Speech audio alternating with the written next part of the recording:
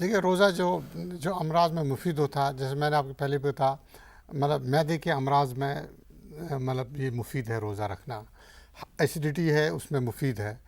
اچھا، اور جگر کے امراض میں روزہ رکھنا مفید ہے. اور جیسے میں آپ پہلے عرض کیا، جو مائلڈ ڈائبٹکس ہیں، انسولین ڈپینڈنٹ ڈائبٹکس جو نہیں ہوتے ہیں، تو ان میں روزہ رکھنا فائدہ مند ہوتا ہے. اور روزہ سائیکالوجیکل امراض میں جو نفسی جو جن کی بنیاد صرف نفسیات ہوتی ہے، ان میں فائدہ ہوتا ہے. اور اس طرح سے بیشتر امراض ہیں ان میں فائدہ ہوتا ہے.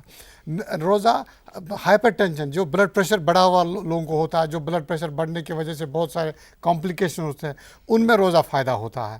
اچھا، روزہ جیسے بلڈ فیٹس بڑھی ہوئی ہیں ان کو گھٹانے میں روزے کا زبردست فائدہ ہے. اس طرح سے بہت سارے امراض ہیں جس میں روزہ فائدہ ہوتا ہے. اچھا، اب جو ایسے امراض جن کو روزے سے جو روکے جا سکتے ہیں امراض، جیسا میں عرض کیا، اگر ریگولرلی ہر مہینے مطلب اسلامی طریقے پہ خدا کے خوف کے ساتھ آدمی روزہ رکھے، تو اس کو مطلب ہارٹ ڈیزیز سے دوری کے امکانات بہت زیادہ ہوتے ہیں کہ اس پہ امراض قلب نہ آنے پائیں.